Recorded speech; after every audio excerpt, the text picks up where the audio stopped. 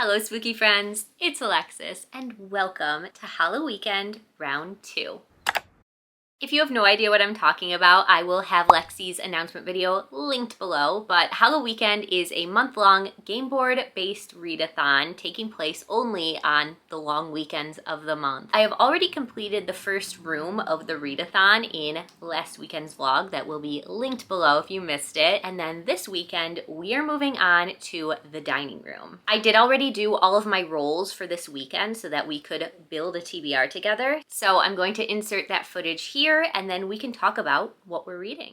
We're back in the haunted house. Onyx is ready to enter the dining room, and the theme for this room is scary, which works perfectly for me. I think everything on my TBR this month is horror. Roll number 1.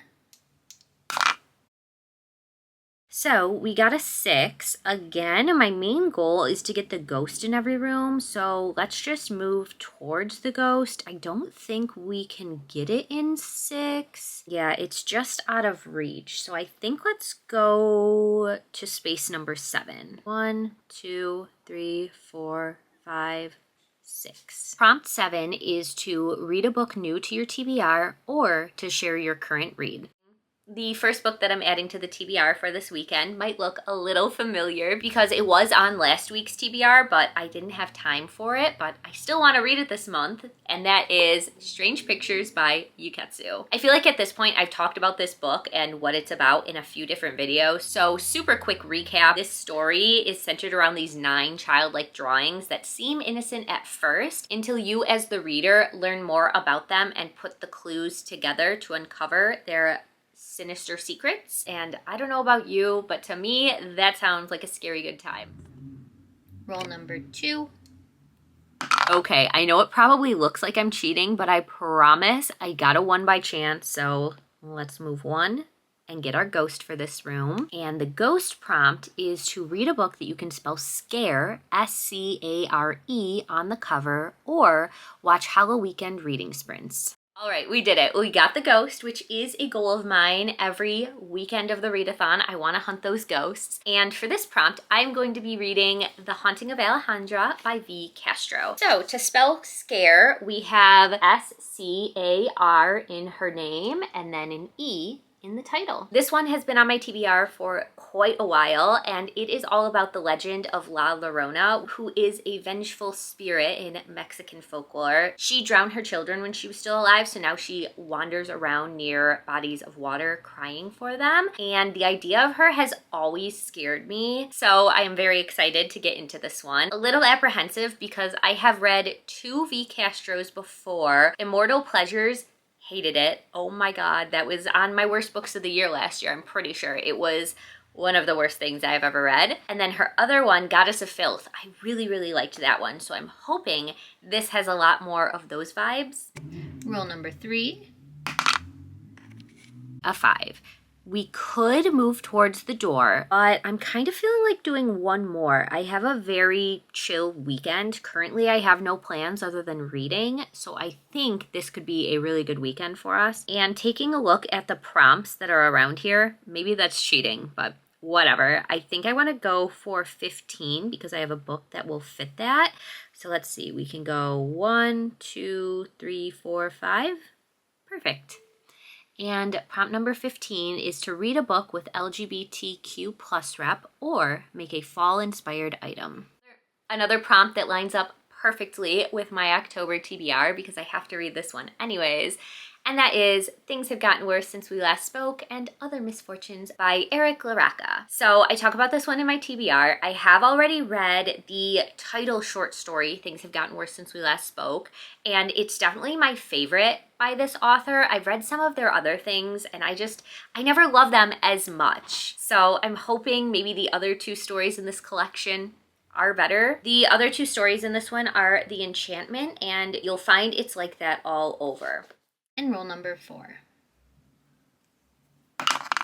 Okay, and now that this is going to be our 4th book on the TBR, I feel good about heading for the door. So let's go 1, 2, 3, 4, and then exiting will be 5. So we will stop at 19 and let's see what the prompt is. Read a book that is a continuation or do an anticipated fall activity.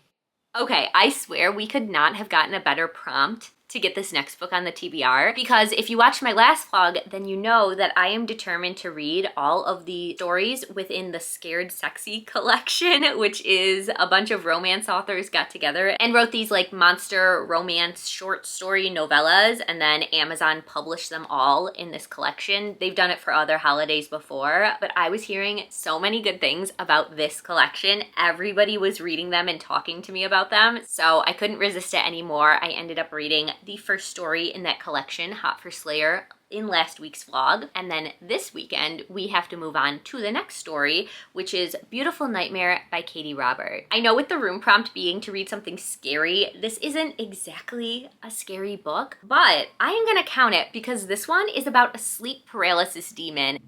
Those things are scary, okay? At least to me. For one awkward sleep paralysis demon, scaring humans should be simple, except Gemma's first solo haunting goes hilariously wrong in this tantalizing dream of a short story by Katie Robert.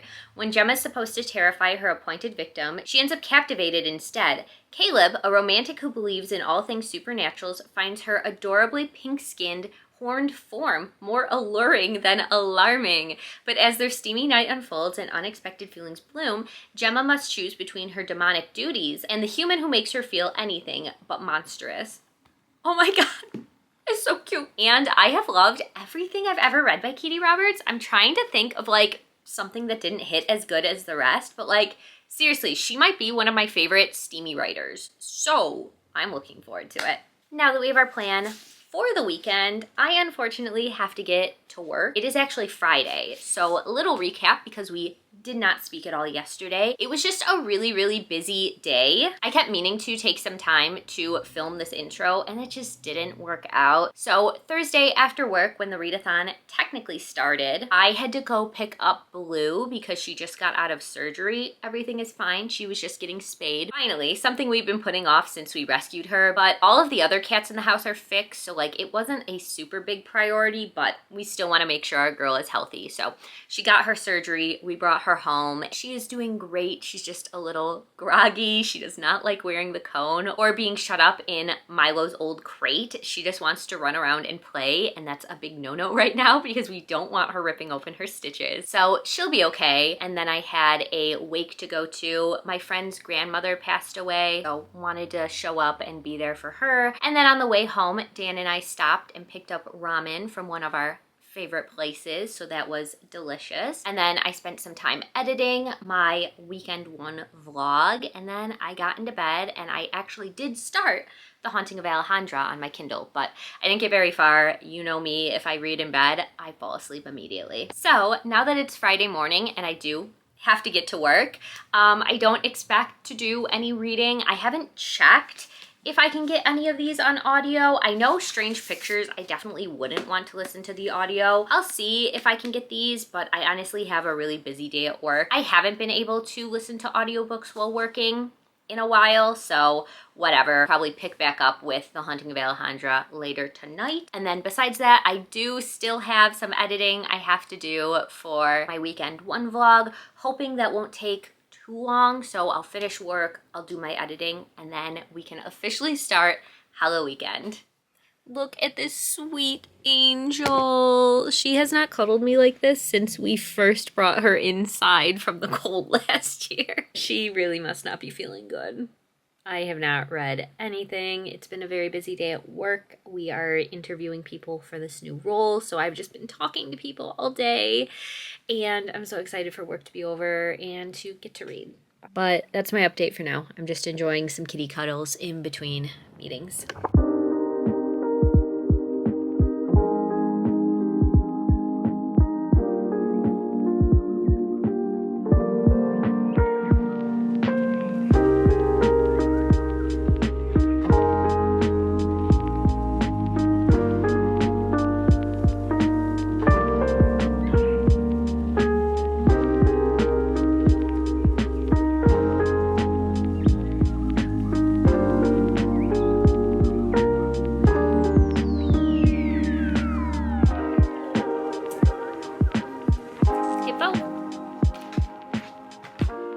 It is 11:30, but I am finally sitting down to read today. I just made a cup of tea and I'm so excited. That video took so long to edit, but that's what I get for putting it off until the weekend. But yeah, it's just gonna be reading from here on out. Poe is also reading with me. What are you reading, Poe? Mistborn. How are you liking it? He doesn't want to admit that he doesn't know how to read. He's just staring at the page. It looks like he's actually reading. Hello, good morning, happy Saturday. And it's not actually morning. I had a very late start to today, so it's actually 1 p.m. But that's okay, we're gonna catch up. I am obviously in the car right now. I am getting ready to do some things. First, I need coffee and I need gas. So we're gonna do that. And then I am going to go to the grocery store because I have made some fun plans for tonight. My friend is coming over and we are going to have a little Halloween date night. We are going to carve pumpkins and eat lots of yummy fall food. And maybe I can get her to watch a scary movie. She is not a horror movie girly like I am, but you know, maybe we can do like a cozy classic Halloween movie that is not scary. But on the way there, I wanted to check in and give you an update because I don't really know how to feel about Haunting of Alejandra, and I was considering DNFing it. I stayed up quite late last night, half reading it, half just scrolling on my phone, but it just wasn't holding my attention. I was getting really bored with it, and then we had this flashback scene, and I was like, oh no, this is reminding me of Immortal Pleasures, and I did not like that book. So I don't know. I ended up looking on Goodreads just because I was curious to see, you know, what my friends thought of it, if anybody else had DNF'd it. And all of my friends on Goodreads gave it 4 stars. So now I'm like, maybe the problem is me and I just need to give it a chance. The problem I'm having with it is just so bleak and depressing. So we start out and we meet Alejandra, and she is a mother of 3 and she is in a very unhappy marriage. Like, we literally start page 1, she is just trying to take a shower and she cannot even have 20 minutes to herself without her kids banging on the door, without her husband banging on the door and yelling at her that she doesn't care about her family because she should be making dinner. What's taking so long? Fucking ridiculous. And like, the number 1 reason I don't want kids, and like, also, if a man ever talked to me like that, he'd be gone. Dan knows better. Dan is just also a good guy. I mean, I think it's very clear in this book that this husband is not a good guy. So she is just not very happy in life. And the first few chapters has really just been about how depressed she is and how she's tried to talk to her husband about this depression and how she's literally having suicidal thoughts. And he's just like, what do you mean? What do you mean? Why are you being so selfish? Why isn't this life good enough for you? Like, telling her not to talk to him about it. So that is just not something that I am super enjoying reading about. It is just too depressing for me. And I cannot wait to move on to something different in this story. I mean, there has been some mentions of her seeing things, so I don't know if that's like the start of the ghost being introduced, but I just don't know if this one is worth it. So I'm gonna maybe pause on it for right now. I did place a hold at my library for the audiobook because I feel like maybe that will help me get through it better. If I can just kind of put it on while I'm doing other things, I think that might help me to keep interest in the book. So until that hold comes in, we're just gonna focus on the other things that we have to read this weekend. And number 1 being, I'm going to be starting the audiobook for Beautiful Nightmares by Katie Roberts, which is the next up in the Scared Sexy collection that I am trying to make my way through this October. Very excited about it. It has to do with a sleep paralysis demon that is trying to scare a man, and he accidentally falls for her, and then they have a super steamy night together.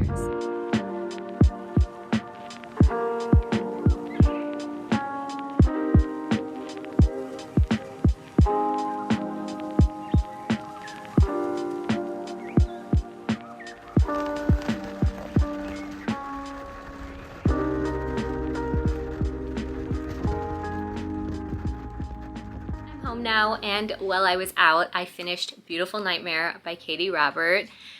Oh my god, why was this just X-rated Monsters, Inc? I mean, don't get me wrong, it was good, I had fun, but I could not stop laughing and just thinking about Mike Wazowski and Sully being characters in this.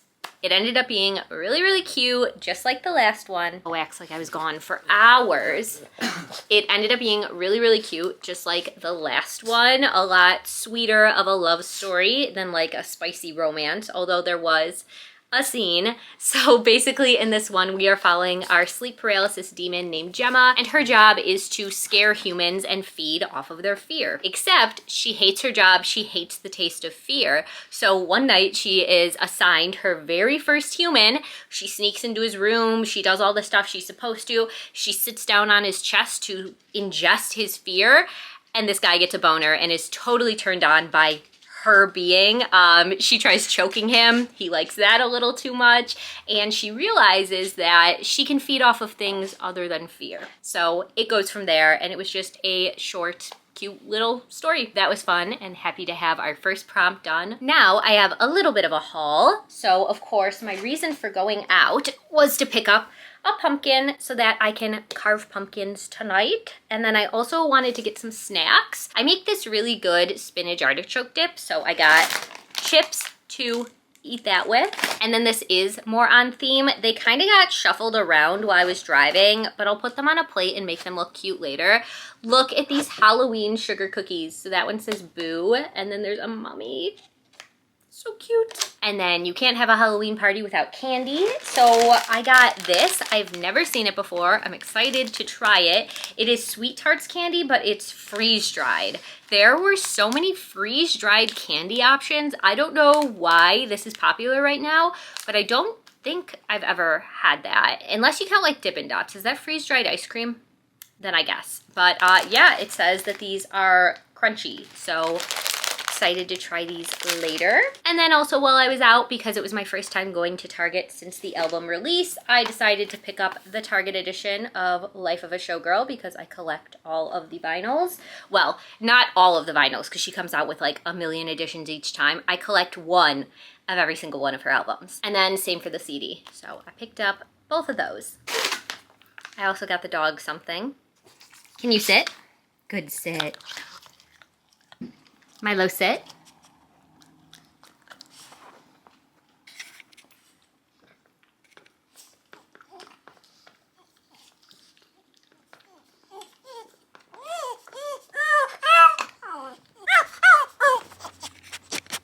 It's okay, you can eat it. It's yours. Get it.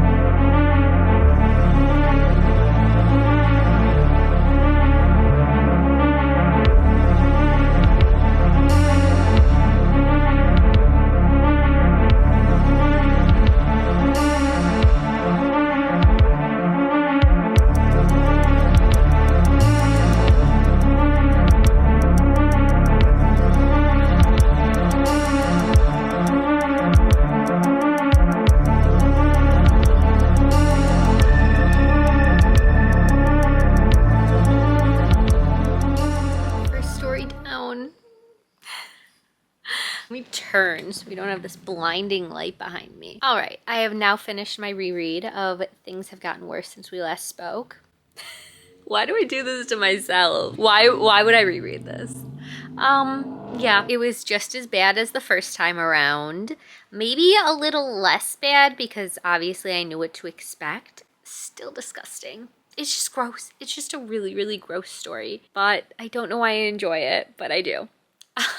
Definitely a lot of trigger warnings for this one. This is extreme horror. It is following two women as they get into a master and slave dynamic, and the one woman is just very manipulative, telling the other woman exactly what to do to her detriment. She gets into some not safe situations. There's definitely a lot of animal cruelty. I skipped the salamander scene this time around because I don't need to read that again. There's also just casual mention of animals dying. And yeah, it's just a really fucked up, disgusting story. But that being said, I think I'm still going to rate that one 4 stars. I actually do think that is higher than I originally rated it. Since I first read this one many years ago, I've read a lot more extreme horror then. I've read a lot more of Eric Laraka's work. And I do think that this one is my favorite. As disgusting as it is, there's just something about it. And I love when horror can make me feel things, even if that is shock and disgust. And I love when it does something different and surprising and new. I am trying to convince Dan to read it because I think it would be hilarious. He has never read extreme horror, and especially starting with something as disgusting as this. Mind you, we are both vegetarians. So if you've read this, then you know that meat is a big part of it.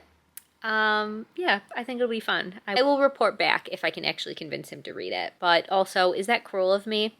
Maybe a little, but I think it'd be funny. For now, I am going to move on to the next 2 stories in this collection. I'm feeling a little sleepy and I have some things I can do around the house. So I'm going to try and get the audiobook and switch over to that. But I will be back once I finish the enchantment to let you know my thoughts. So, change of plans. There is no audiobook that I can find, at least for the Eric Laraka short story collection. But right when I was getting up to do my chores around the house, The Haunting of Alejandra hold came through. So I call that perfect timing. So I have been listening to this audiobook while cleaning up, and I've made it to the 33%. I'm liking it more, but I still just don't know if this book is for me. I'm actually done listening for right now because my friend is on her way. So since earlier, the husband has gone away on a work trip, so he is no longer like a main character that we're interacting with. And Alejandra has made an appointment to go see a therapist, so she is getting help, which makes it just more tolerable. I don't want to read about her being miserable and depressed. I want her to get help. And then also we've had some chapters exploring her birth mother and her family history, because when Alejandra was a baby, she was given up for adoption, and later she ended up doing like an online DNA test. She reconnected with her birth mother, and the story is really just exploring how she feels disconnected from her heritage. And we just got a flashback chapter to her mother Kathy when she found out she was pregnant with Alejandra, and I enjoyed that chapter. But again, this story is just all about motherhood and pregnancy and the guilt of being a mother and generational trauma, because Kathy's mother also left her, and then she put Alejandra up for adoption because she was a teen parent. She wasn't ready to take care of a child. So I'm not saying it's a bad book. It is just not, I'm not the target audience. I'm not a mother. I'm not interested in being a mother. But I was right, and I am enjoying listening to it more than I was physically reading it. So I'm probably maybe gonna finish it this way. We'll still see if I decide to DNF. I'm gonna give it a chance because I am enjoying it more, and seeing that everybody gave it like 4 stars, like, it's got to get good. But right now, it's not really horror-y. There haven't been any more encounters with the ghost. But for now, I think my friend just texted me that she was here, so we are going to get to our carving pumpkin Halloween movie night.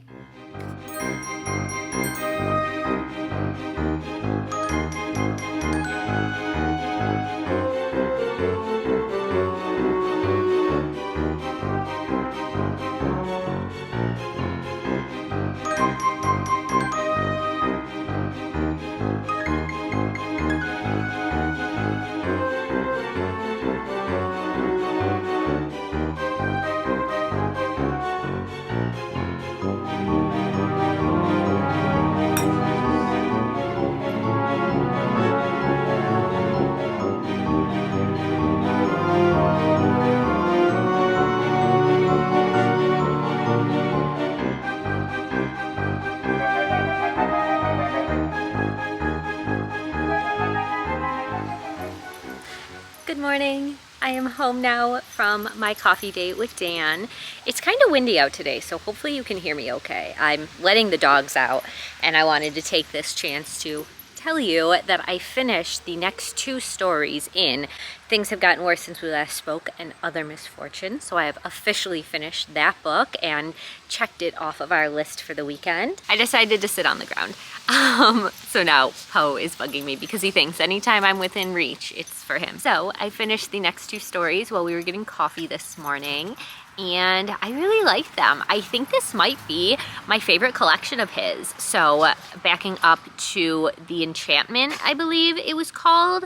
This one, I was a little weird going into it because it had to do a lot with religion, and I don't know, I've never been a religious person. I don't really know a lot about religion, so I was like not interested at first, but then like the more I read and the more I got into it, it was pretty good. I think I want to give it maybe a 4.5 star rating. I liked it a lot. In this short story, we are following a married couple named James and Olive, and they are going through the divorce process, and they have a teenage son named Milo. And very early on in the story, Milo commits suicide, and his suicide note, all he asks is that his parents don't get divorced and they do stay together. And Milo was very, very religious. His mother Olive is very, very religious, and then the father James is just kind of going along with it. So the couple decides to give it another chance because it was Milo's last request, and they end up moving to this sort of like resort island. They take this job to be the caretakers of the resort on the off season. So very similar to Stephen King's The Shining. And there is soon a mysterious visitor on the island that really just flips the dynamic, changes everything. And I loved the ending of that one. Like, it really took me by surprise, but as soon as this certain reveal happened, I was like, oh my God, I love it. There was an animal death in that one. A cat died. It wasn't like a scene of like torturing and killing the animal though. It was more just mentioned that the cat was found dead. So just something to be aware of if you're sensitive to animal death like I am. And then the next story, oh God, this one has a confusing title. It's something like You'll Find It's Like That Everywhere. That one was really good too. I think I could give that one 4 stars. I'm like so blown away because I have never enjoyed Eric LaRocca's collections as a whole this much before. Like, there are definitely a few of his short stories that I've really liked, but this one was just like super solid. This story is all about a man who is shoveling snow in his driveway one day, and he finds a bone, and on the bone are these initials carved into it that happen to match the initials of his neighbor that he's never really spoken to. They're just not friendly. So he decides to go over and see if the neighbor knows anything about why his initials are carved into this bone. And the interactions with this neighbor go so crazy. It was just very quick and bizarre, and it was a really, really fun story. I enjoyed it a lot. And then like also reading the author's note at the end, I liked the overall message of the collection. I'm mad at myself that I didn't bring the book out because there's this line in his note at the end that I wanted to read to you guys because it was so good. Let's see if I can remember it enough to give you a summary. It was something like, this story collection was all about humans wanting to find connection with others, and then just yearning to be, I don't know, understood, recognized, just to feel a connection. And I really like that. And as soon as I read that in the author's note, I was like, yes, that is exactly how all of these stories are connected. Other than that, my little Halloween weekend date last night was fun. We carved pumpkins like you saw. We had lots of yummy food. And then we started watching that new thing on Netflix. It's like Monster, the Ed Gein story. It was fine. I mean, I know his story because I'm a true crime fan, so I didn't like how, you know, dramatized and how they were adding little bits in just to make it a more entertaining show. I think the addition of having like Alfred Hitchcock is a character in this, and they're kind of flashing forward to when Psycho was being made and the inspiration that Ed Gein had on Alfred Hitchcock and Psycho. I think that's interesting, but it's not really what I was looking for. I mean, I guess this isn't really a documentary, right? It's fictionalized and dramatized. So it's interesting, it was entertaining, but I'm just not sure if it's something I'm gonna continue with. My friend wanted to throw it on because she was halfway through it, so I gave it a try, but I also am just not somebody who watches a lot of TV, so yeah, I think that is all the updates I have for now. My plan now is I have no plans today. So I think I'm going to go upstairs and get cozy on the couch and start Strange Pictures. I'm still in a physical reading mood, so we'll get going on that. And then once I decide I want to do something else, I will probably throw on the audiobook for Haunting of Alejandra. And I hope to finish both of those today.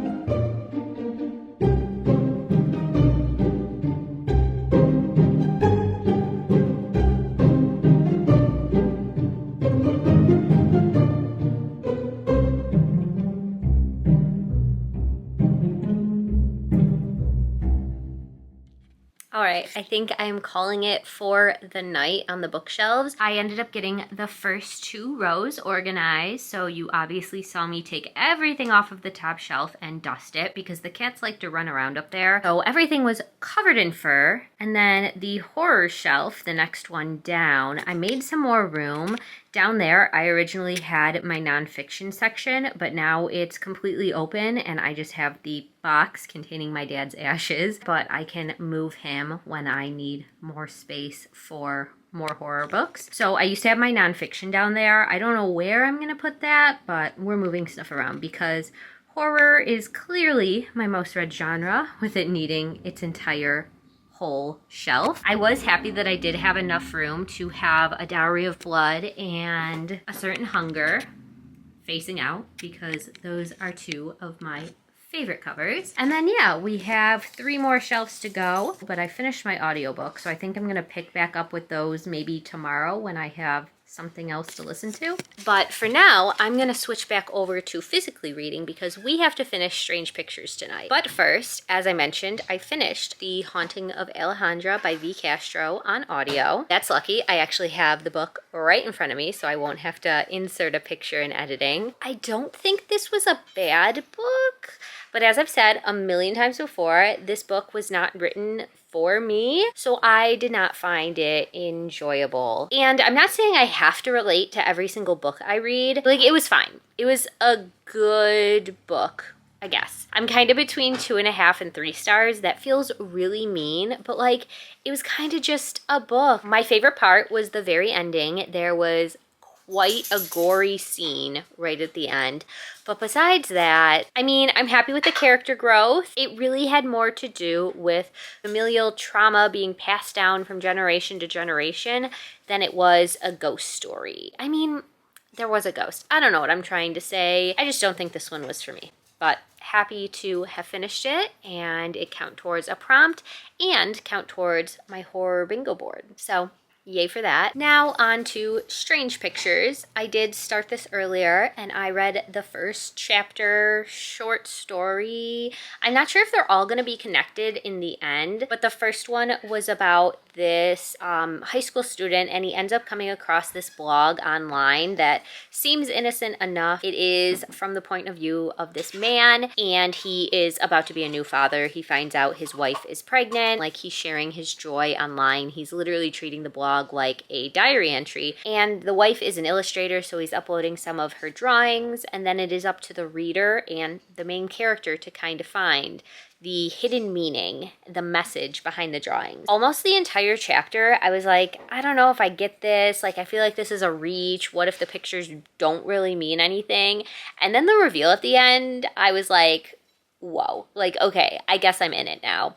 I almost felt like they were over-explaining it a little bit, but on the same hand, if they hadn't over-explained it, I wouldn't have got it. So I'm excited to see what the rest of the chapters hold. Because, yeah, the first one, a little freaky. If I had to rate it, I guess I would give it 4 stars. But I will let you know my thoughts once I read some more of this. It's been a few days, but I am back now to let you know that I have finished Strange Pictures. Almost forgot the name of it. I ended up really liking this one. I kind of had a feeling I would, with the concept just being so unique, so fun, really getting the reader into the mystery and seeing if you could figure out the clues before they're revealed. I'm torn between a 4.5 or a 5-star rating. Like, it doesn't feel like a perfect book, but also it's not that serious, and I had a really fun time reading it, so I do think I'm going to go with 5 stars. When we last spoke about this one, I had only read the first chapter. This is split up into 4 chapters, and I don't even want to tell you too much about them because I really think going in blind and like uncovering the mystery as it's revealed is what makes this so fun and so addicting to read. I think the final chapter, The Bird Safe in the Tree, was my favorite because that's where we finally get all of the answers. And then the hardest one to get through for me was chapter 3, The Art Teacher's Final Drawing. This had a lot of really good information in it. I really liked the reveal at the end of that particular chapter, but like almost the middle of the chapter was just so drawn out. I don't know if it was longer than the other chapters. Yeah, it was a little longer than the other chapters. It was about 70 pages where the other ones were between 50 and 60, but it felt a lot longer than 70 pages. I did like the payoff we finally got at the end of the chapter, but it was definitely the reason this took me longer than the weekend to finish. Well, number one, I was just tired on Sunday night, but then when I continued to pick it up throughout the week, that part took me so much longer than it should have to get through because I kept getting bored or tired and putting it down. But all of the other chapters I had no problem reading in one sitting. I'm really, really happy I ended up picking this up, and I'm definitely looking forward to picking up this author's next book. I think it's called Strange Houses. I don't believe they're connected, but I think it's kind of told in this similar fashion. Pictures in it, maybe, but this was definitely a fun one, definitely unique. The format of this actually reminded me a lot of Confessions by Kane Minato, so I wonder if Yuketsu like read that book and took inspiration from it. Every chapter was told from a different point of view, and you kind of had to figure out and orient yourself. How are they connected to the story? Why are we getting a chapter from them? So I think if you were a fan of Confessions, this would be a good one to pick up if you're looking for similar vibes. But since that was our final book to finish, we can wrap up the vlog now. Another successful Halloween weekend, even if I didn't technically finish all of the books in the weekend, it's fine. We did good enough. If you are also participating in Halloween weekend this month, please let me know what your favorite fall activity that you've done so far has been. And if you would just like to leave me an emoji in a comment below to let me know you were here, let's go with the tree for the tree on the cover of Strange Pictures. But as always, friends, I hope you read a scary book today, and I will see you soon in my next one. Bye.